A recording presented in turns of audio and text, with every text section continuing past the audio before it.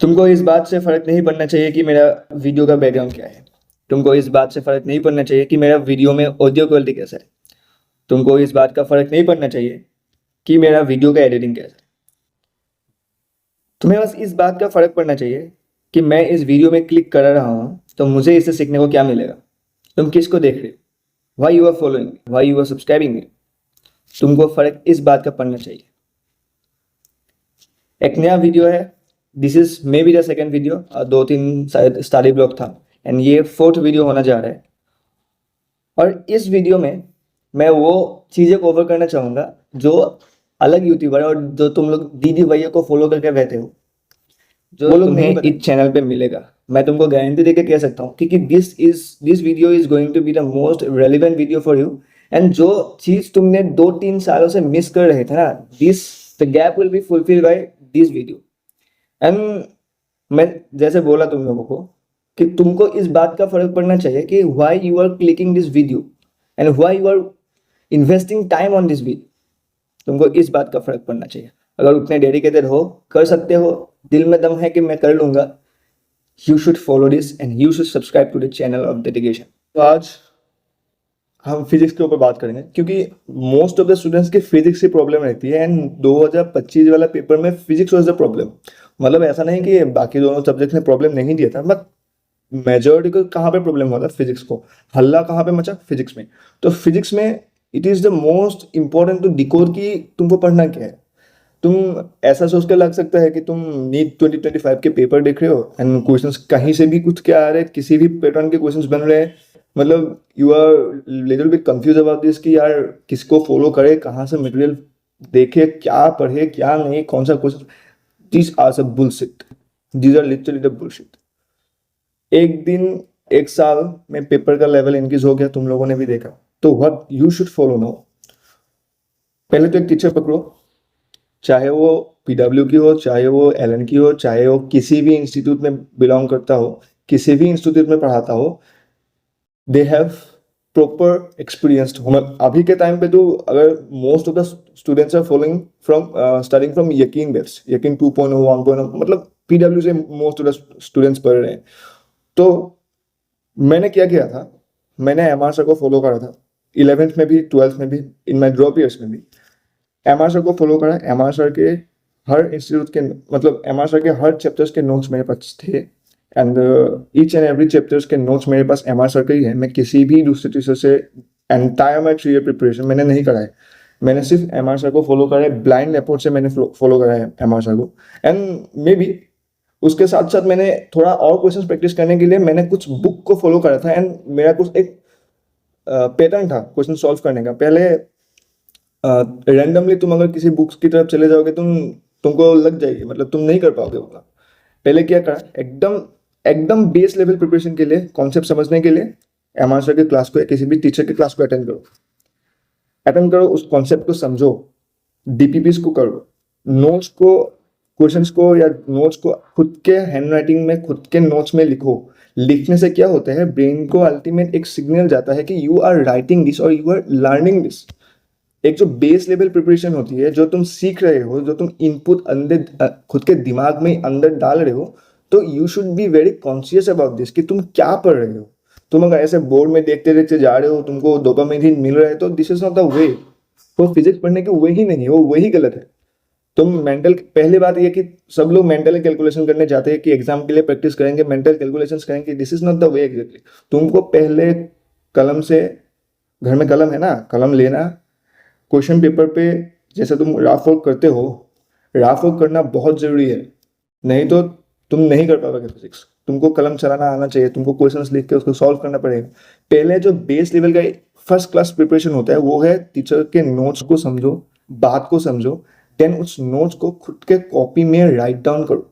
तुमने क्या समझा राइट डाउन करो, हर एक क्वेश्चंस को लिखो, क्वेश्चंस नहीं तो बस आंसर्स लिखो, लेकिन लिखो।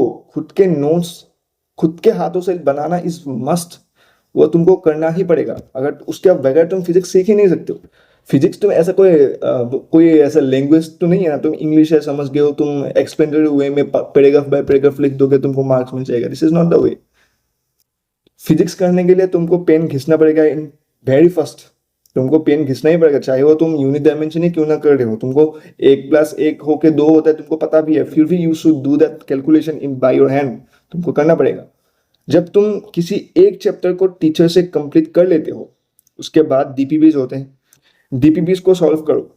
अगर तुम एमआर सर से पढ़ रहे हो तो एमआर सर खुद से कुछ असाइनमेंट बनाते हैं, खुद से एमआर स्टार क्वेश्चंस जो बनाते हैं उसको सॉल्व करो, घिसो उसको, spend time with that question. तुमको क्वेश्चन को समझना आना चाहिए, क्वेश्चन को देखो, क्वेश्चन क्या डिमांड है, क्वेश्चन तुमसे क्या डिमांड रख रहा है उसको समझो। पहले स्टेप में फॉलो करो, पहले क्वेश्चन को समझो, पहले नोट्स को समझो, चैप्टर के ऊपर एक कॉन्सेप्चुअल बिल्ड बनाओ, कॉन्सेप्चुअल ग्रैप बनाओ। वो ग्रैप बनाना पड़ेगा तुमको ताकि तुम फर्दर मूव कर सको। उसके बाद जो डीपीपी है उसको फॉलो करो, उसको सॉल्व करो। आई थिंक इसके बाद तुम्हारा कुछ टाइम बचेगा, एंड बचना भी चाहिए। उसके बाद 2 चीजें आता है, इंस्टीट्यूट के क्वेश्चन पेपर्स, जो मैं मतलब टेस्ट पेपर्स या टेस्ट सीरीज की बात कर रहा हूँ, जो पुराने ईयर्स के होते हैं उनको सॉल्व करो। बैच में जो टेस्ट चल रहे उसको सॉल्व करो, या तो वो करो, या एक किसी बुक को था, बहुत अच्छे बुक मैंने फॉलो करा है अभी के टाइम पे। अगर तुम 2025 को लेवल को देख के तुम सोच रहे हो कि मैं एससीबी कर लूंगा, no, you are very danger zone. मतलब वो तुम नहीं करना ही नहीं चाहिए। मतलब एचसीबी आईआईटी लेवल की प्रिपरेशन की बुक होती है, उस लेवल की नहीं होगा, कभी भी नहीं होगा उसका। देखो, difficulty level is not all thing ना, डिफिकल्टी लेवल को टच करना एक बात नहीं है, तुमको वो अप्रोच डेवलप करनी पड़ेगी। तुम अगर एमआर के नोट से सीधा रैंडमली तुम अगर एचसीबी सॉल्व करने चले जाओ ना, तुम डिप्रेस हो जाओगे एचसीबी करते करते। मैंने भी थोड़ा बहुत करा है ऑब्जेक्टिव, वॉल्यूम 1 मैंने भी करा है थोड़ा, लेकिन बना ही नहीं पाओगे तुम। एमआर सर की नॉलेज तो सफिशिएंट है, लेकिन उनको अप्लाई कैसे करना है उसको सीखते सीखते तुमको प्रैक्टिस करते करते टाइम लग जाएंगे थोड़ा। बहुत अच्छा बुक है, लेकिन नीट के लिए नहीं है। तो नीट के लिए क्या करना चाहिए तुमको? नीट के लिए एक बहुत अच्छा बुक आता है डीसी पांडे। 2025 की फिजिक्स को लेवल की देखते हुए डीसी पांडे तुमको बहुत हेल्प करके जाएगा। मैंने भी जब प्रिपरेशन स्टार्ट करा था एमआर सर के क्वेश्चंस को मैंने 2-3 बार ऐसे पढ़ा था। नोट्स को पढ़ने के बाद मुझे ऐसा लगा था कि मगर मैं ज़्यादा नोट्स करता रहूंगा ना, एक टाइम पे क्वेश्चंस रट जाएंगे, मुझे नया क्वेश्चंस देखने का आदत नहीं बनेगा। क्वेश्चंस में मतलब एग्जाम में यही होएगा ना कि तुम एग्जाम हॉल में जाकर नया क्वेश्चंस देखोगे, एंड नया क्वेश्चंस देखने का जो नजरिया है वो उसको तुमको डेवलप करना पड़ेगा। वो डेवलप कैसे होगा? नया क्वेश्चंस करने से या नया क्वेश्चंस पढ़ने से होगा, उसको कॉन्सेप्चुअल मल्टी कॉन्सेप्ट क्वेश्चन करने से होगा। वो तुमको मिलेंगे डीसी पांडे की बुक में, मतलब जो नीट ऑब्जेक्टिव फिजिक्स है वॉल्यूम 1 एंड वॉल्यूम 2, वो बहुत अच्छा बुक है। मतलब ट्रस्ट में, मतलब उससे ऊपर नीट लेवल का कुछ एग्जिस्ट ही नहीं करता।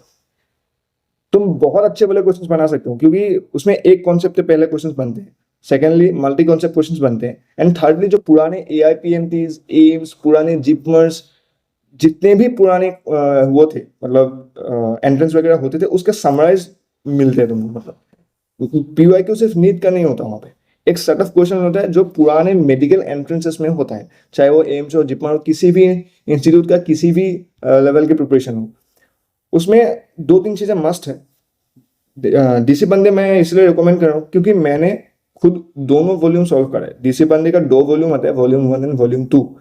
हर एक वॉल्यूम में 11 का एक वॉल्यूम, 12 का एक वॉल्यूम। 11 का वॉल्यूम में 8500 आई थिंक क्वेश्चन थे, एंड 8500 वॉल्यूम 2 में भी थे। दोनों मिला के तकरीबन 17 या 18,000 के आसपास क्वेश्चन बनते हैं।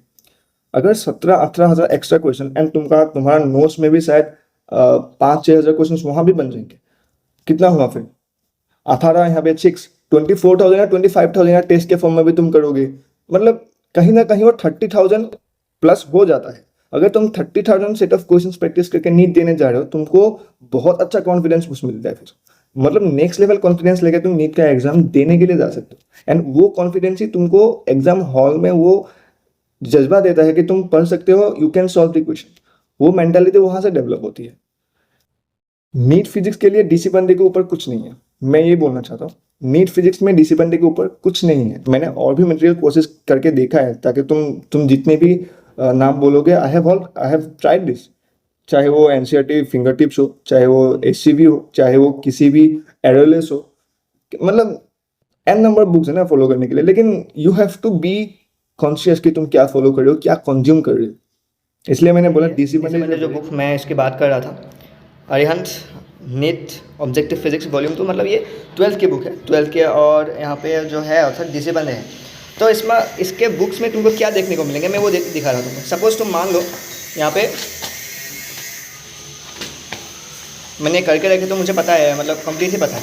तुम एक बार देखना यहाँ पे, अगर तुम यहाँ पे देखोगे तो यहाँ पे इलेक्ट्रिक चार्जेस में 262 क्वेश्चन है, इलेक्ट्रिक पोटेंशियल में 465 क्वेश्चन है, करंट इलेक्ट्रिसिटी में 396 है, और मैग्नेटिक इफेक्ट ऑफ करंट में 266 है। तो मैं एक बार तुमको दिखाना चाहता हूँ, ये है पहले तो तुमको थ्योरी मिल जाएंगे यहाँ पे, पहले थ्योरी मिलेंगे, उसके बाद तुमको ऐसे कुछ एग्जाम्पल्स मिलेंगे जो इलास्ट्रेशन में बोल रहा था, जो इलास्ट्रेशंस मिलेंगे, उसके बाद तुमको चेक पॉइंट्स मिलेंगे 1.1, मतलब थोड़ा थोड़ा कॉन्सेप्ट, थोड़ा थोड़ा क्वेश्चंस, चेक पॉइंट 1, उसके बाद तुमको मिलेगा again theory, again check points, examples, फिर से तुमको चेक पॉइंट्स मिलेंगे थोड़ी देर बाद में, ये चेक पॉइंट 1.2। देन तुम जब पूरा चेक पॉइंट्स ख़त्म कर लेते हो, देन उसके बाद आते हैं मेन क्वेश्चंस, इस टाइप के क्वेश्चंस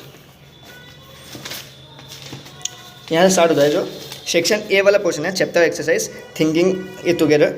तो ऐसे तुमको टोटल क्वेश्चंस मिल जाएंगे तकरीबन यहाँ पे 88 क्वेश्चन है। उसके बाद section B medical entrance special format questions, मतलब एसर्शन क्वेश्चन मिलेंगे तुमको, और ऐसे fill in the blanks type के क्वेश्चंस कुछ भी मिल सकते हैं, ये जो मैच द कॉलम मिल सकते हैं, फिल इन द ब्लैंक्स भी मिल सकते हैं। देन यहाँ पे असली खेल स्टार्ट होता है, यहाँ पे मेडिकल एंट्रेंस गैलरी करके, जहाँ पे पुराने AIPMTs पुराने नीट के क्वेश्चंस मिलेंगे तुमको। यहाँ पे देखो नीट 2020 का क्वेश्चन है, यहाँ पे तुम फिर से बाद में जाओगे तो ये WBJE का क्वेश्चन है, मतलब इंजीनियरिंग के कुछ क्वेश्चन भी है, नीट विषय के, मतलब अच्छे क्वेश्चन है। मैं तुमको बस एक डेमो दे रहा था कि इस क्वेश्चन में है क्या, और तुम फिजिक्स के लिए शॉर्ट नोट्स का इस्तेमाल भी कर सकते हो। ये book all in one book है, डू फॉलो दिस। मैं फिजिक्स के लिए यही कर रहा था, मेरा यही था, पहले MR सर का पूरा नोट्स पढ़ो, MR सर के वीडियो लेक्चर्स को देखो, समझो, उसके बाद DPP को अटेम्प्ट करो, उसके बाद जाके DC बंदे या किसी भी अदर बुक्स कोई भी एक मटेरियल पे स्टिक रख के करो, नया क्वेश्चंस देखो, नया क्वेश्चन को अटेम्प्ट करने के एप्टीट्यूड डेवलप करो, वो बहुत तुमको नेक्स्ट लेवल का एक कॉन्फिडेंस देके जाएगा। PYQ is the very most important. PYQ अगर नहीं करोगे तुमको पता ही नहीं चलेगा कि किस लेवल का प्रिपरेशन तुम्हें करना है एंड तुम अभी कहाँ खड़ा हो।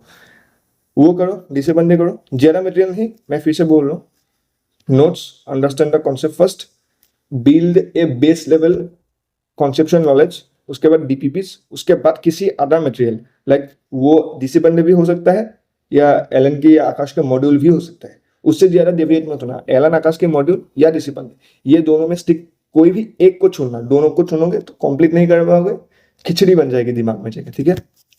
That is for today's video. Hope this video somewhere helps you because it should help you because मेरा एक्सपीरियंस है इसमें, क्योंकि मैंने 3 साल प्रिपेयर करा है खुद के एग्जाम्स के लिए एंड रिजल्ट इज तुमको पता है क्या है, मैं कभी खुद से मुंह से नहीं बोलूंगा, तुमको पता है रिजल्ट क्या है। Discipline is a very good book. मैंने जो रिसोर्स फॉलो किया फिजिक्स के लिए, मैंने तुम्हारे ऊपर आके सारा कुछ रख दिया। Now you should follow this and crack NEET 2026। Bye bye.